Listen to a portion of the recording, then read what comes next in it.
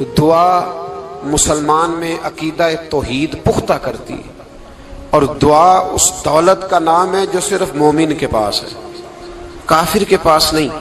نبی پاک علیہ السلام نے فرمایا الدعاء صلاح المومن، دعا مومن کا ہتھیار ہے، کافر کے پاس یہ ہتھیار نہیں ہے۔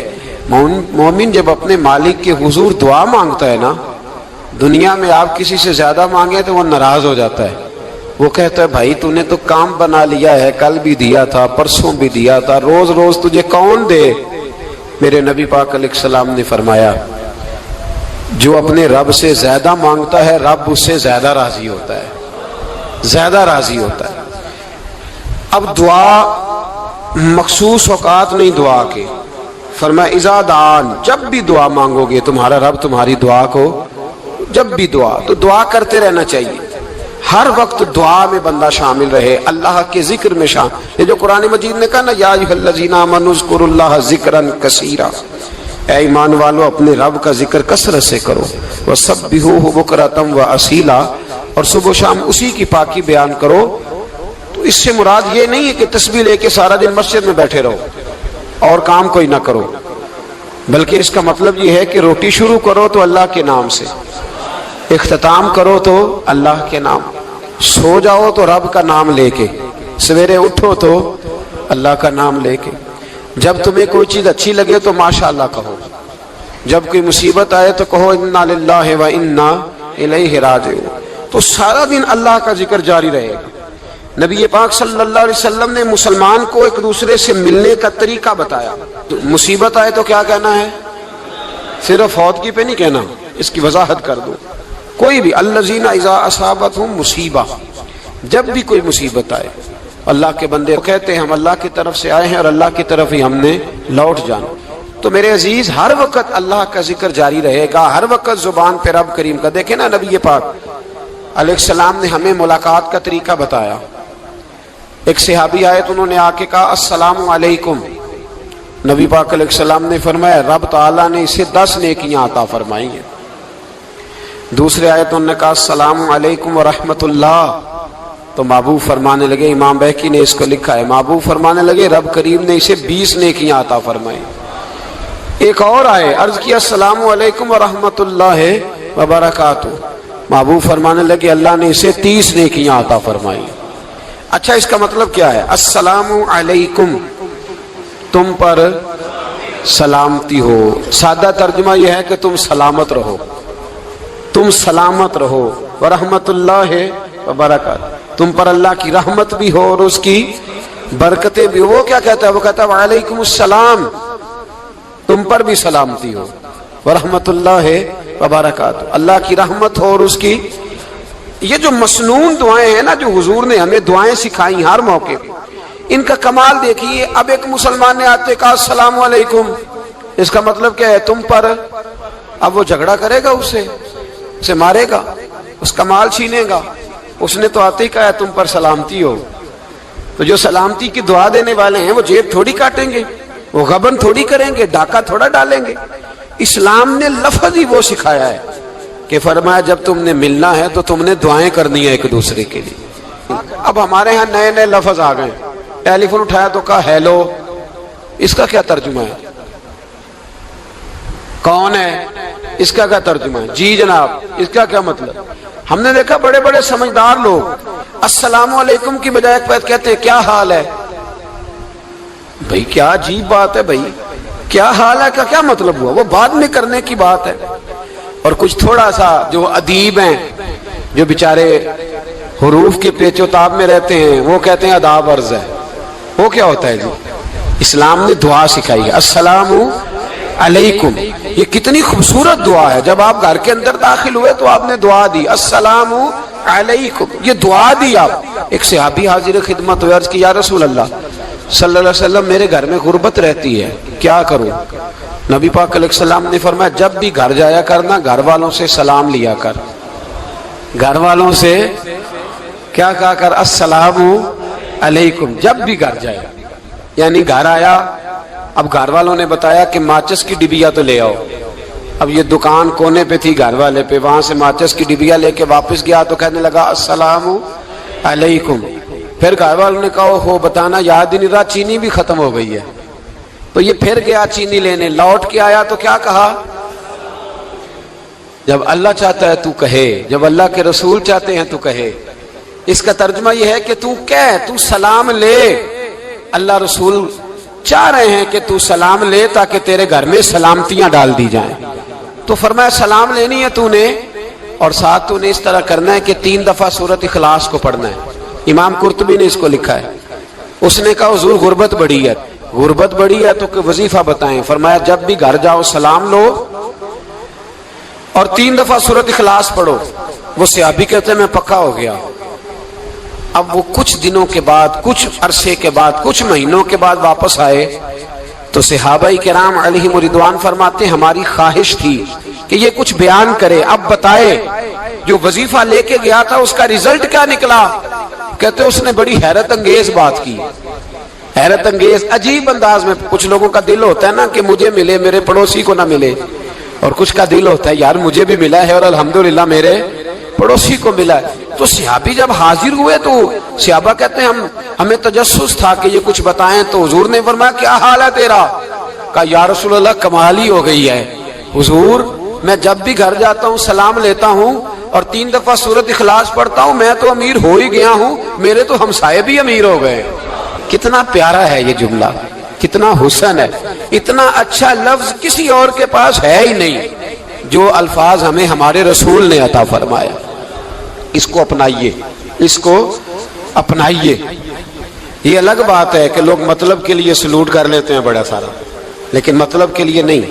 جس کو جانے اس سے بھی سلام لیں, جس مسلمان کو نہیں جانتے اس سے بھی. تو نبی پاک نے ہمیں مسنون دعائیں سکھائیں. رات کو جب سونے لگیں اللہ کے رسول صلی اللہ علیہ وسلم نے ہمیں دعا سکھائی. حضور نے فرمایا جب سونے لگو تو مسلم شریف میں فرمایا تم نے یہ دعا پڑھنی, اللہم باسمک اموت و احیا. تم نے کہنا اے اللہ میں تیرے نام پر مرتا ہوں اور تیرے نام پر جیتا ہوں. نبی پاک صلی اللہ علیہ وسلم نے ایک حدیث میں فرمایا کہ یہ جو نیند ہے نا یہ موت کی چھوٹی بہن ہے, یہ موت کا ایک حصہ ہے. جس طرح انسان سو جائے تو کوئی خبر نہیں ہوتی کیا ہو رہا ہے, بالکل وہ اٹھا ہے تو اس نے کہا ہو یہ کیا ہوا. سو جاتا ہے نا آدمی, اسے خبر نہیں ہوتی. اوہو میں نے تو 11 بجے اٹھنا تھا, یہ تو 3 بج گئے. اب اسے خبر نہ رہی. سوتے ہوئے لوگ چوری کر لیتے ہیں, بلکہ اس طرح بھی ہوتا ہے کہ آدمی نے گکھڑ اترنا تھا, وہ پنڈی سے آ رہا تھا لیکن وہ سویا ہوا تھا.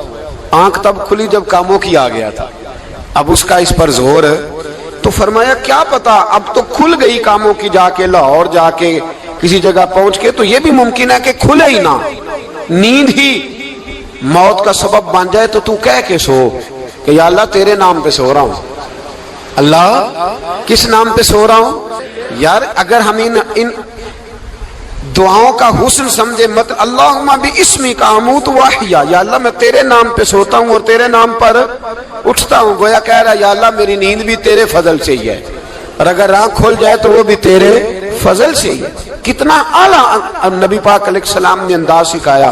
اور پھر بخاری شریف میں حدیث موجود ہے, فرمایا جب اٹھو تو کہو الحمدللہ الذی احیانا احیانا بعد ما اماتنا والیہ النشور. فرمایا جب تم سو کے اٹھو تو پھر کہو اے اللہ ساری تعریفیں تیرے لیے, تمام تعریفیں جس نے ہمیں موت کے بعد حیات دی, موت کے بعد. فرمایا احیانا بعد ما اماتنا, ہمیں مرنے کے بعد گویا اللہ کا شکر ادا کر کے آنکھ کھل گئی. دیکھیں کس طرح اسلام مسلمان کو اللہ کے ساتھ جوڑتا ہے. فرمایا شکر کر, آنکھ کھل گئی. کہ یا اللہ تیرا شکر ہے تو نے موت کے بعد ہمیں دوبارہ حیات عطا فرمائی, یہ شکر ادا کرو. گویا تم یہ نہ کہنا کہ میں اٹھ گیا ہوں تو میرا کمال ہے, یہ نہ سمجھنا میں اٹھ گیا ہوں تو میں بڑا پابند ہوں, جب میں ارادہ کر لوں کہ میں نے 11 بجے اٹھنا ہے تو پھر میں اٹھ جاتا ہوں. یہ نہ کہنا کہ یہ الارم بڑا اچھا ہے, یہ مجھے اٹھا لیتا ہے. ذہن کے اندر خیال کر کہ نیند تو موت کی طرح تھی, یہ جو میں اٹھ گیا ہوں تو اپنے رب کے فضل سے اٹھا ہوں. جو میں اٹھ گیا ہوں, جو ابھی اٹھے ہیں وہ تو بول دینا کم از کم کہ میں اپنے رب کے فضل سے اٹھ گیا. تو دعا سکھائی. پھر دیکھیے نبی پاک صلی اللہ علیہ وسلم نے فرمایا جب تم بیت الخلاء میں جاتے ہو نا, واش روم میں جاتے ہو, تو گندی چیزیں ہوتی ہیں وہاں، شیطان ہوتے ہیں، جنات ہوتے ہیں، یہ گندگی پہ ہوتے ہیں۔ جب تم واش روم جاؤ، بیت الخلا جائے، تب بھی دعا مانگو۔ کیا دعا مانگو؟ وہ دعا بھی نبی پاک صلی اللہ علیہ وسلم نے ہمیں تعلیم فرمائی اور بخاری میں ہے، کہا پڑھا کرو، اللہم انی اعوذ بک من الخبث والخبائث۔ کہو اے اللہ، ناپاک چیزوں سے میں تیری پناہ مانگتا ہوں، وہ نر ہوں یا مادہ ہوں۔ اللہ میں تیری پناہ مانگتا ہوں۔ واش روم کے اندر بہت ساری بری چیزیں ہوتی ہیں، جوان میری بات پر توجہ فرمائیں، وہاں بہت ساری گندی چیزیں ہوتی ہیں۔ انسان کئی دفعہ واش روم میں جاتا ہے، اسے وسوسے زیادہ آتے ہیں، یہ نوٹ کریں میری بات کو۔ اصل میں نا ہم بات ڈھونڈ رہے ہیں علاج اپنی بیماریوں کا، حالانکہ علاج تو سارا مدینے والے رسول کے پاس موجود ہے، محبوب کے پاس ساری دوائیاں ہیں۔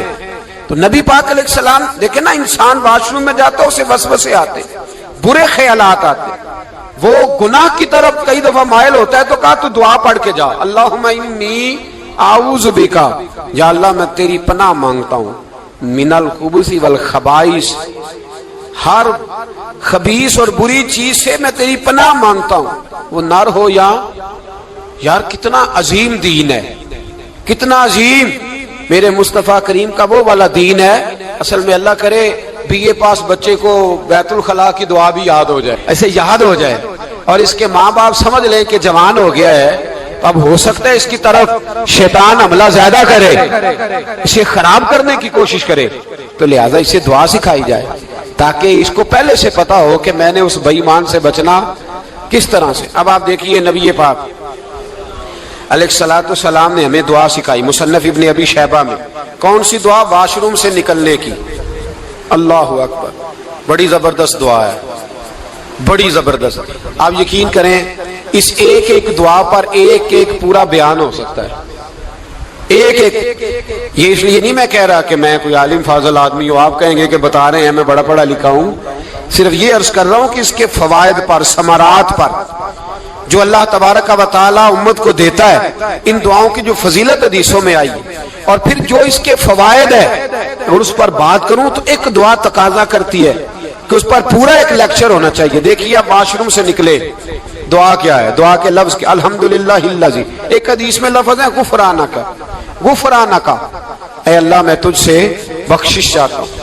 اور جو مشہور اور معروف ہے، مصنف ابن ابی شیبہ کی روایت، فرمایا الحمدللہ الذی اذھب عنی العذاب وعافانی، فرمایا اے اللہ تیرا شکر ہے۔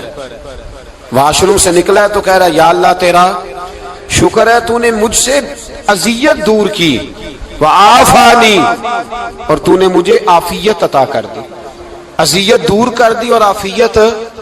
بولیے، واش روم سے نکلا ہے تو کیا کہتا ہے؟ یا اللہ تیرا شکر ہے، تو نے مجھ سے اذیت دور کر دی اور مجھے عافیت۔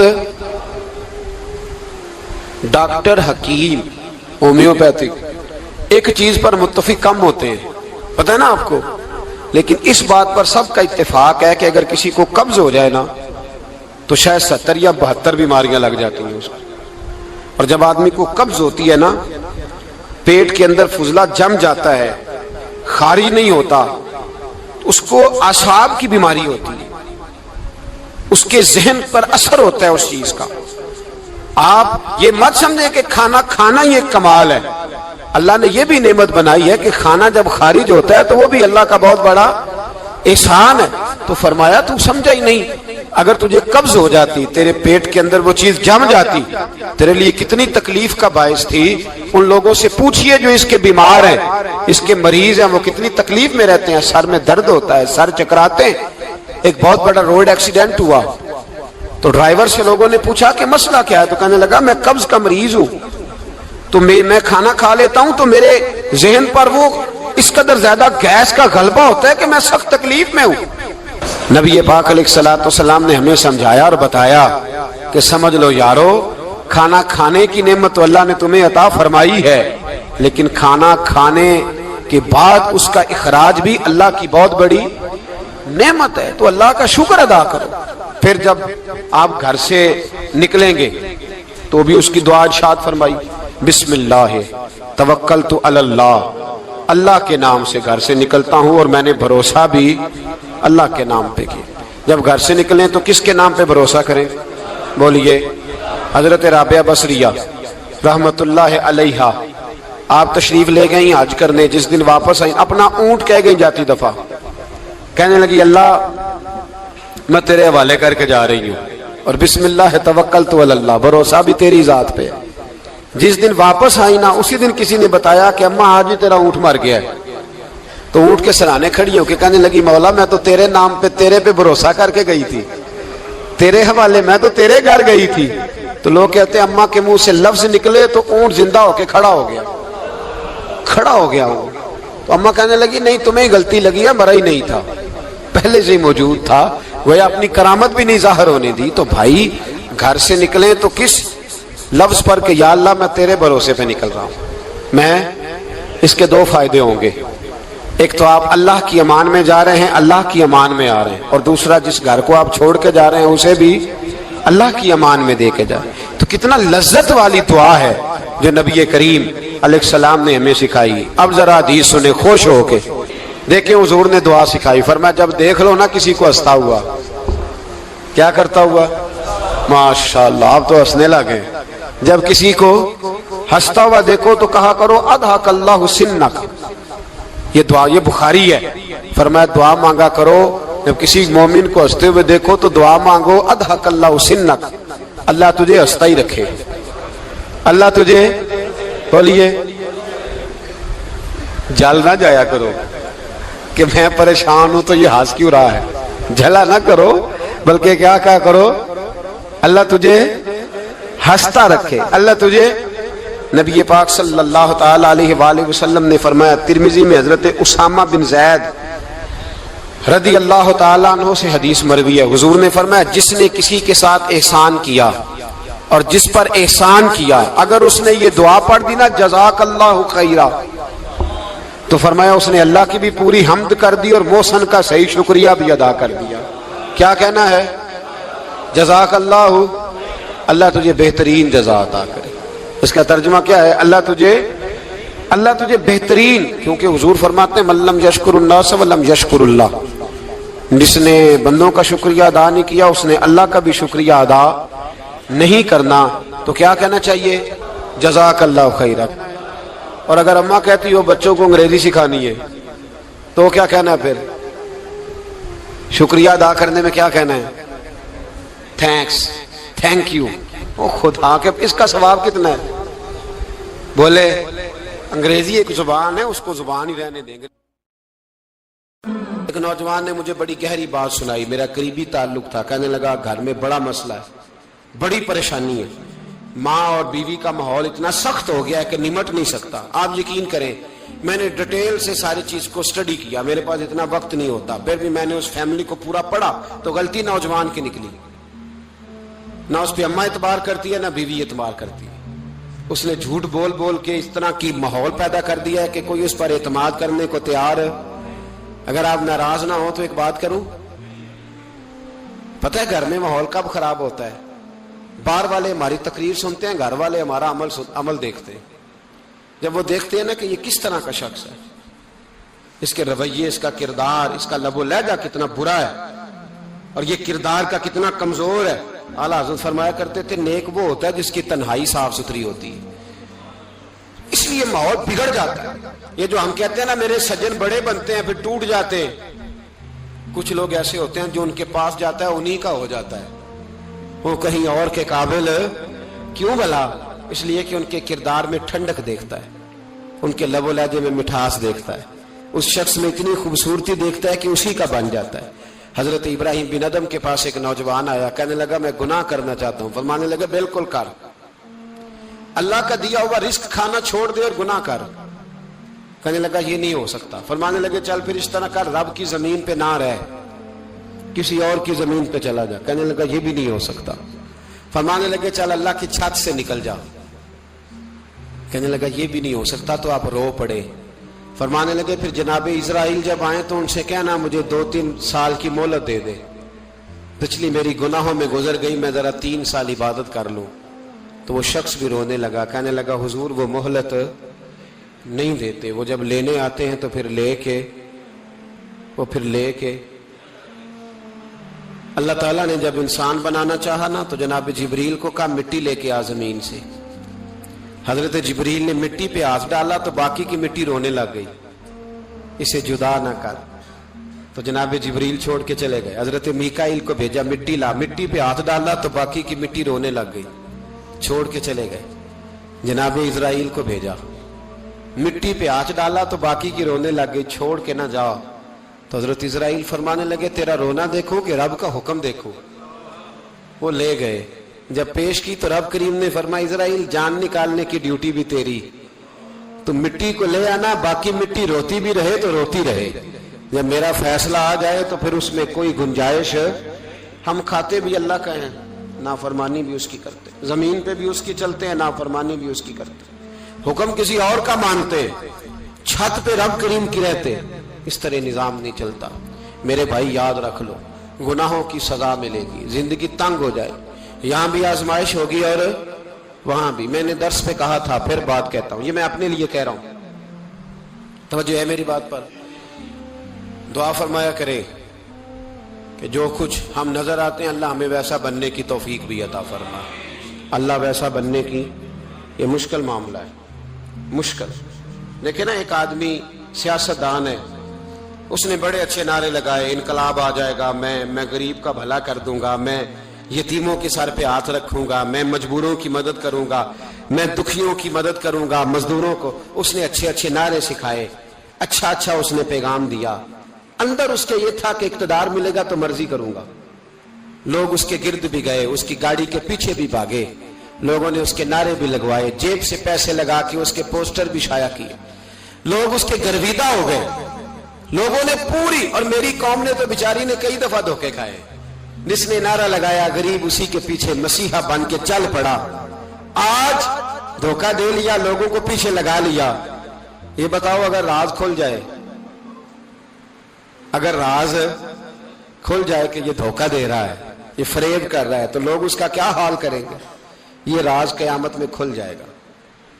قیامت میں یہ راز یہ کھل جائے گا, کھل جائے گا. یہ دھوکے باز تھا. اذا زلزلت الارض زلزالہا, جب زلزلہ آئے گا جیسے اس کا آنا ٹھہرا. واخرجت الارض اثقالہا, زمین اپنے بوجھ باہر نکال دے گی. اس سے مراد کیا ہے کہ زمین پہ جو جرم ہوئے زمین بتا دے گی, باہر نکل آئے.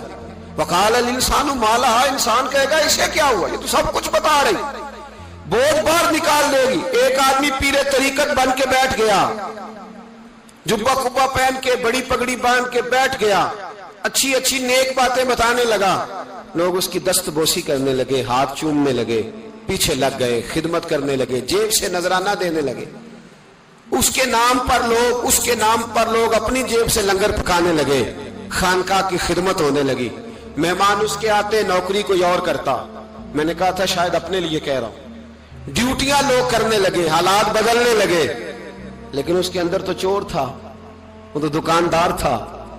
تو یہاں جو اس کے پیچھے لگے تھے وہ تو سچے تھے, انہیں تو اجر ملے گا. لیکن اس کا جب راز کھلے گا تو بڑی رسوائی ہوگی. اس کا جب راز کھلے گا تو بڑی. ایک میری طرح کا دیندار تھا, جو چہرے کا تو نیک تھا, اندر پتہ نہیں کیا کچھ تھا. ایک طوائف گزر رہی تھی, اس نے اس کو تبلیغ کر دی. کہنے لگا بس کر دے, سیانی بن جا. تو کسی دانشور میں لکھا ہے اس نے بڑا سخت جواب دیا. اس عورت نے کہنے لگی بابا میں تو جو ہوں وہ نظر بھی آ رہی ہوں, تو بتا جو تو نظر آتا ہے وہ تو ہے کہ نہیں. اس بندے نے چیخ ماری اور بے ہوش ہو کے گر پڑا. تو لوگوں نے کہا بابا آج کسی صوفی کا کلام سنا ہے جو بے ہوش ہو گیا. تو اس نے کہا نہیں, آج طوائف کی بات سنی ہے, طوائف کی. اور وہ عجیب بات کر گئی ہے, وہ کہہ گئی ہے میں تو جو ہوں میں نظر آ رہی ہوں, تو بھی تو بتانا, تو بتانا کہ تو دستار امامت پہنتا ہے.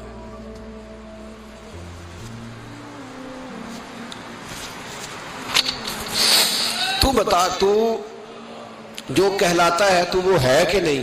یہ وقال الانسان ما لہا, یہ راز قیامت میں کھلے گا. ہم جو کچھ بتا رہے ہیں نا اپنی زبانوں سے, ہمیں اپنے گناہوں کا احساس ہونا چاہیے.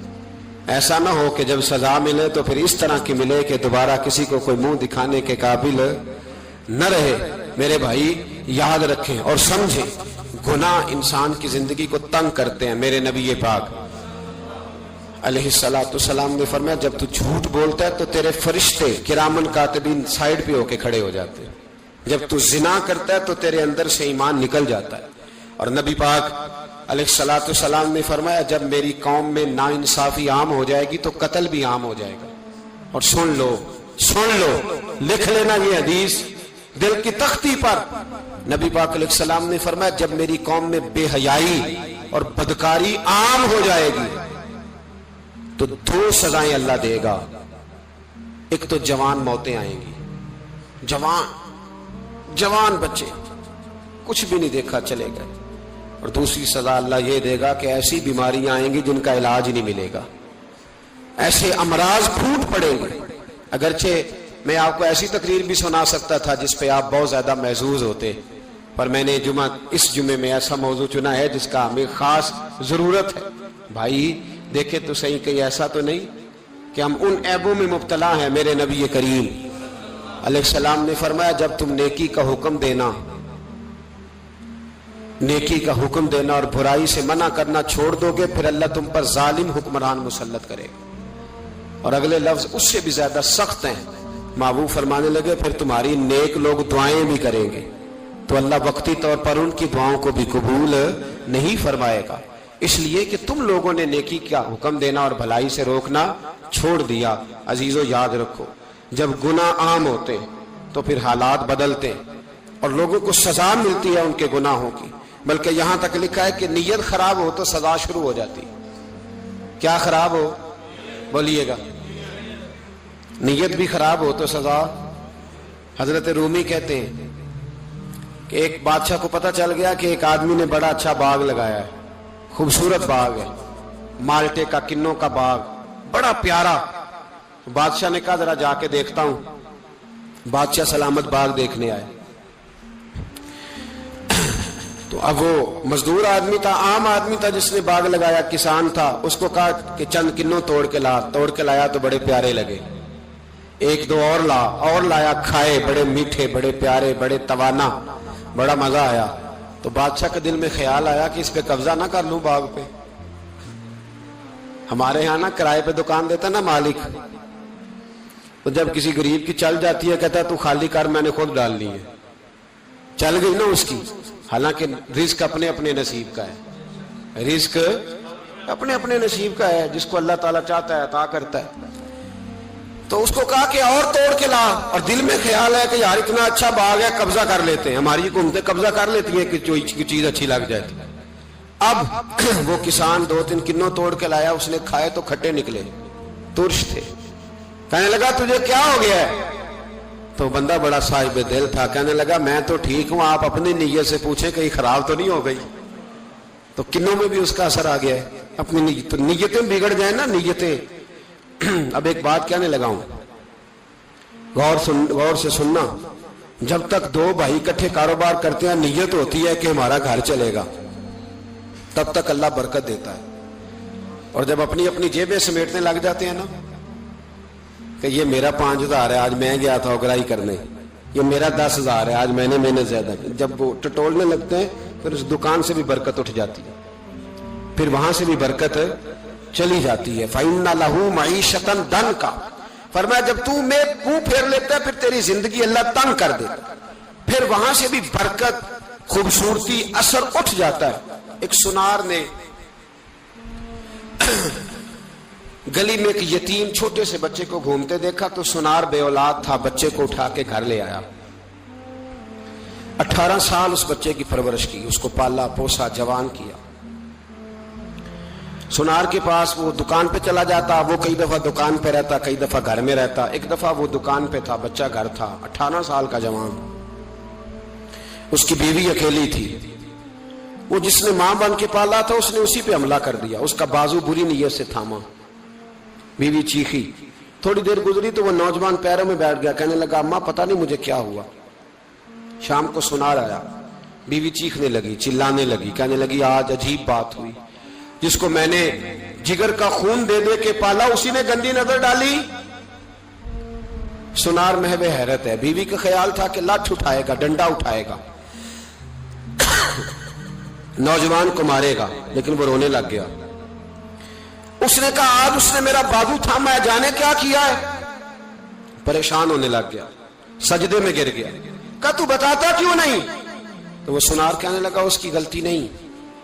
18 سال کے بعد آج مجھ پر بھی شیطان سوار ہوا تھا. ایک عورت آئی تھی, وہ اپنے بازوؤں میں چوڑیاں پہننا چاہتی تھی, تو میں نے بھی گندی نظر سے ہاتھ ڈالا تھا. رب کریم نے مجھے فوراً اس کی سزا دی. جن کے گھروں میں بیٹیاں ہوتی ہیں ان کی نظریں گندی نہیں ہوتی. جو بیٹیوں کے باپ ہوتے ہیں, جو بہنوں کے بھائی ہوتے ہیں, ان کی نظریں گندی. اور اگر تو ٹیلی فون کرتا ہے, تو کسی عورت کے ساتھ تعلق رکھتا ہے, تو یہ بات لکھ لے. امام فخر الدین رازی 1, علامہ اسماعیل حقی 2, ملا جلال الدین رومی 3, امام خازن 4, امام جلال الدین سیوطی 5 حدیث کے استاد اور محدث لکھتے ہیں کہ اگر تو کسی پر گندی نظر ڈالے گا تو تیرا گھر بچ سکتا, یاد رکھ, نہیں بچے گا. اس لیے کہ تیری نظر کسی کی بیٹی کو بیٹی سمجھ, تاکہ تیری بچی کا پردہ قائم رہے. کسی کی بہن کو, یہ کیا بات ہوئی کہ تو جتنا مرضی گند معاشرے میں پھیلاتا رہے تیرا گھر بچا رہے, یہ کیسے ہو سکتا ہے؟ فَإِنَّ لَهُ مَعِيشَةً ضَنْكَ. اللہ فرماتے ہیں زندگی تنگ ہو جائے گی تیرے لیے مشکل. تو ڈھونڈتا پھرے گا کہ میں مرنے کو جگہ تلاش کروں. سچی توبہ کرے, کھری توبہ کرے. یہ گناہ انسان کو مجبور کر دیتے ہیں. حضرت عبداللہ بن مبارک رحمت اللہ تعالی علیہ, ان کے سینکڑوں شاگرد تھے. ایک شاگرد کے انتقال کا وقت آیا تو گھر گئے ملنے. آپ کہتے ہیں میں نے زور لگا لیا پر اس کی زبان پر کلمہ جاری نہیں ہوا. میں اسے کہتا کلمہ پڑھ پر اس کی زبان پر جاری. اللہ اکبر, بہت بڑی نعمت ہے. دعا فرمائیں اللہ ایمان کی موت عطا فرمائے, ایمان کی موت دے اللہ کریم, ایمان کی موت دے. ایسے بھی لوگ دیکھے ہیں, مسجد نبوی ہے, رسول اللہ کا شہر ہے, سر سجدے میں ہے, روح پرواز کر گئی. روح پرواز, کتنا نصیبوں والا ہے, کتنا نصیبوں والا ہے کہ مسجد نبوی میں سر سجدے میں رکھا ہے, اور اللہ تبارک و تعالیٰ نے محبوب کے قدموں میں موت عطا فرمائی. تو حضرت عبداللہ بن مبارک کہتے ہیں میں نے اس کو کہا کلمہ پڑھ, تو اس کی زبان پہ جاری نہیں ہوتا. میں بار بار کہتا تو وہ منت کرتا, کہتا حضور میں کوشش کرتا ہوں جاری نہیں ہوتا. فرماتے میں پریشان ہو کے اٹھا, ابھی میں دروازے پہ پہنچا تھا, اس نے چیخ ماری اور روح پرواز کر گئی. بچے رونے لگے, بیوی رونے لگی. تو میں نے اس کی بیوی سے کہا کہ یہ جرم کیا کرتا تھا, اتنا بڑا پاپی پہ کلمہ جاری نہیں ہوا. اس کی زوجہ کہنے لگی حضرت جی 2 گناہ تھے اس کے. ایک تو یہ شراب کا عادی تھا, روکتی تھی باز نہیں آتا تھا, اور دوسری بات یہ کہ یہ اپنی اماں کا نافرمان تھا. وہ 2 گلیاں چھوڑ کے رہتی ہے, یہ کبھی ملنے نہیں گیا تھا. اس بوڑھی کا کلیجہ اس کی طرف سے بڑی تکلیف میں تھا. تو حضرت عبداللہ بن مبارک کہنے لگے جا تو بھی دعا کر, اور اس کی ماں کو بھی کہہ دعا کرے کہ یہاں تو یہ کلمہ نہیں اسے نصیب ہوا, اللہ کرے اللہ آخرت کی منزلیں اس کی بہتر فرما دے. میرے بھائی ایسے گناہ, حضرت مالک بن دینار نے توبہ کی انہوں نے. کس طرح؟ فرماتے میں نشے کا عادی تھا, کسی نے مجھے کہا کہ بطور دوائی شراب پی لو تو میں نے پی لی. نشے کا عادی تھا, شراب پیتا تھا. اللہ تعالیٰ نے بڑی منتوں اور کوششوں کے بعد, منتوں کے بعد ایک بیٹی عطا فرمائی. وہ بھی 2.5-3 سال کی ہوئی تو پردہ کر گئی. کہتے میں اس کی قبر پہ بیٹھ کے گھنٹوں روتا. شراب کا عادی تھا. ایک دن سویا تو خواب دیکھتا ہوں کہ میرے پیچھے ایک بڑا سانپ لگ گیا ہے, اور سانپ جب منہ کھولتا ہے تو انگارہ نکلتا ہے. میں پھر دعا کرتا ہوں اللہ ہمیں معاف فرمائے, اللہ ہم سے درگزر. میں کچھ قبرستانوں میں جاتا ہوں تو میں وہاں میں سانپ بچھو پھرتے ہوئے دیکھتا ہوں, اور ڈر آتا ہے کہ ہم یہاں آنے والے ہیں. یہ لوگ کہہ رہے ہیں کہ تمہاری تیاری ہے, کسی وقت بھی اعلان ہو جائے گا کہ چلو بھائی چلو فلاں صاحب کا جنازہ ہے, اٹھو. لوگ کہتے ہیں جلدی کرو, اور ایک کونے میں ایک شخص یہ بھی کہتا ہے کہ دیگ بھی رکھ لو مہمان بڑے جمع ہو گئے. اور ایک کونے میں لوگ یہ بھی کہتے ہیں کہ برف ٹھنڈی لے آؤ, لوگوں نے پانی بھی پینا ہے. پہلے اعلان ہوتا ہے کہ فلاں فوت ہو گیا, پھر اعلان ہوتا ہے جنازے کا ٹائم ہو گیا, پھر اعلان ہوتا ہے جنازہ اٹھایا جائے گا, اور پھر بات ختم ہو جاتی ہے. پھر کل من علیہ فان, پھر کوئی نہیں پوچھنے آتا, ختم ہو گیا, قصہ ہی ختم ہو گیا. ان لوگوں کی کہانی مٹ گئی, ختم ہو گئے. بڑے بڑے کنج کلا, کوئی پوچھنے والا نہیں. موت کا راج ہے, راج ہے موت کا راج. موت راج کرتی ہے بس, اور کسی کا راج نہیں. وہ راج کرتی ہے, جدھر جاتی ہے اسی کا راج ہے, راج کر رہی ہے. تو حضرت مالک بن دینار کہتے ہیں قبرستان میں نے دیکھا, میں خواب دیکھتا ہوں, بڑا اژدہا, اس کے منہ کے اندر آگ میرا پیچھا کر رہا ہے. کہتے میں خواب دیکھ رہا ہوں. میں دوڑا, لیکن وہ اژدہا جب میں دوڑا تو میرے آگے آ کے کھڑا ہو گیا. میں مشرق کو دوڑا تو وہاں بھی آ گیا, مغرب کو دوڑا تو وہاں بھی آ گیا. جناب مالک بن دینار کہتے ہیں ایک بوڑھا شخص کمزور مجھے بچانے آیا, پر اس اژدہا نے پھونک ماری تو وہ بوڑھا آدمی دور جا گرا. کہتے میں چیختا تھا, چلاتا تھا. ایک پہاڑی پہ میں بھاگا گیا تو وہاں مجھے میری بیٹی ملی, مجھے فوت ہو گئی. وہ اس اژدہے کے آگے اس نے یوں ہاتھ کیا تو اژدہا پیچھے بھاگ گیا. میں نے بیٹی کو گود میں اٹھایا, میں نے کہا بیٹی یہ کون تھا؟ کہنے لگی ابا یہ تیرا برا عمل تھا, یہ تیرا برا عمل تھا, یہ تجھے کھا جاتا اگر میں نہ ہوتی. تو کہا یہ بوڑھا جو مجھے بچانے آیا یہ کون تھا؟ کہا یہ تیرا اچھا عمل تھا, پر کمزور بڑا تھا, تھوڑا تھا, یہ تیرے برے عمل کا مقابلہ کرنے کی ہمت نہیں رکھتا تھا. حضرت مالک بن دینار کہتے ہیں میری بیٹی نے خواب میں میری داڑھی پکڑ لی اور کہنے لگی ابا میں چاہتی ہوں تو صحیح ہو جا, ایسا نہ ہو کہ پھر تیرے پیچھے یہ اژدہا لگ جائے. حضرت مالک بن دینار کہتے ہیں جب میں سو کے اٹھا تو میری داڑھی آنسوؤں سے بھری ہوئی تھی. پھر اس کے بعد میں نے توبہ کی, اس طرح کی توبہ کی کہ پھر میں نے کوشش کی کہ دوبارہ میں اپنے رب کی نافرمانی نہ کروں. حضرت عبداللہ ابن عباس فرماتے تھے جو دنیا میں ہنس ہنس کے گناہ کرتے ہیں نا, ہنس ہنس کے, جھوٹ ہنس ہنس کے بولتے ہیں, ہنس ہنس کے لوگوں کی غیبت کرتے ہیں, فرمایا یہ جو تمہیں ہنس ہنس کے گناہ کرتے نظر آتے ہیں ان کا رونا قیامت میں دیکھا نہیں جائے گا, ان کے آنسو قیامت میں دیکھے نہیں جائے. جو ہنس ہنس کے گناہ کرتے یہ روئیں گے. فَلْيَضْحَكُوا قَلِيلًا وَلْيَبْكُوا كَثِيرًا. رب فرماتا ہے زیادہ رویا کرو, کم ہنسا کرو. نبی پاک علیہ السلام روتے تو صحابہ کہتے حضور آپ اتنا کیوں روتے ہیں؟ تو محبوب فرماتے جو میں جانتا ہوں وہ تم نہیں جانتے. بھائیو قبروں میں اکیلے جانا ہے, کبھی غور کرنا, اکیلے, کوئی بندہ ساتھ حساب دینے نہیں جائے گا. اماں بڑا پیار کرتی ہے لیکن قبر میں کبھی کوئی ماں بھی ساتھ دفن نہیں ہوتی. اپنا اپنا حساب دینا, مشکل وقت ہے, حساب کر لینا چاہیے, تیاری کر کے رکھنی چاہیے. گناہ اگر یہاں ہماری زندگی کو تنگ کریں گے تو وہاں بھی ہمارے لیے مشکلات پیدا کریں. نبی کریم علیہ السلام نے فرمایا ہے کہ اللہ بڑا مہربان ہے, اللہ بڑا کریم ہے, اللہ بڑا ستار ہے. اور یاد رکھو جب کوئی اس کی ریٹ کو چیلنج کرے, جب کوئی اس کے قانون کو توڑے, جب کوئی اللہ کی اعلانیہ نافرمانی کرے, پھر رب کریم کی غیرت کو, اس کے عدل کو جوش آتا ہے. توبہ کرے سچی, مسجد کی حاضری دیں پابندی کے ساتھ. میری آپ سے ہمیشہ یہ گزارش رہتی ہے کہ مسجد کی حاضری پابندی سے دیں. میں اپیل کرتا ہوں داڑھی رکھ لیں, یہ میرے نبی کا طریقہ ہے صلی اللہ تعالی علیہ. واپس آ جائیں. ہماری بقا نہ ہمارے دین میں ہے. کوئی نہیں ہمیں رکھے گا, کوئی نہیں رکھے گا, کوئی نہیں. میرا ایک دوست رات بتا رہا تھا کہ سعودی عرب میں ایک شخص نے 30 سال محنت کی, تو جب وہ مرا ہے وہیں اس کے گھر میں فون کیا تو اس کے گھر والوں نے کہا جناب آپ کو مشکل ہوگی ڈیڈ باڈی بھیجنے میں, وہیں دفن کر دیں. ہاں اگر اس کا کوئی پیسہ ہے تو وہ ذرا اکاؤنٹ میں بھیج دیں, بچیوں کو ضرورت ہے. او بھائی تو اکیلا جائے گا, تیرے لیے مشکل ہو جائے. اپنے بھی ساتھ یقین کریں, بچے دعائیں کرانے آتے ہیں, کہتے ہیں حضرت جی دعا کریں اللہ اماں کی سختی معاف کر دے. اس کا مطلب کیا ہے کہ اماں اب جائے, اب ہمارا نمبر آئے. بچے تو انتظار کر رہے ہیں کہ ابا جائے اور گدی پہ ہمارا نمبر آئے. تیاری ہے, اکیلے جانا ہے, اکیلے سخت سا مرحلہ ہے, اکیلے سارا کچھ فیس کرنا. آج توبہ کریں, وہاں کے کیڑے یہاں رہ کے مارے, اپنے ساتھ ظلم نہ کریں. ہم اس قابل نہیں کہ وہاں جا کے مقابلہ کر سکیں. بچیں, اپنے آپ کو محفوظ کریں, بچائیں. حساب اپنا اپنا دینا ہے. کسی باپ نے اگر اپنے بچوں کو حرام کھلایا تو بچے تو نہیں کہہ رہے تھے نا کہ حرام لے کے آ, تو باپ نے حساب دینا, والد نے. لہذا مہربانی فرمائیں, اپنے اوپر رحم کھائیں، اپنے آپ کو سنواریں. آج جمعۃ الوداع ہے، توبہ کریں، اللہ کے نیک بندوں کی صحبت میں بیٹھا کریں، اچھی باتیں سنا کریں تاکہ دل نرم رہے. ان جگہوں سے بچیں جو گناہ کی طرف لے کے جاتی، ظلم سے، زیادتی سے، جبر سے بچیں. اپنے آپ کو اپنے رب کریم کی بارگاہ میں جھکا دیں.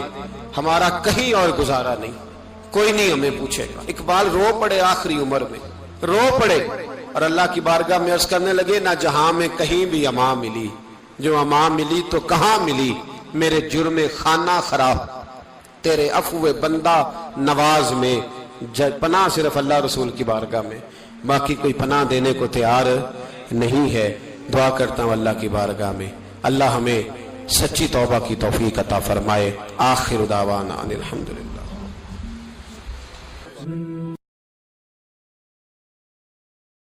پہلا رب نو یار دا شوق ہویا،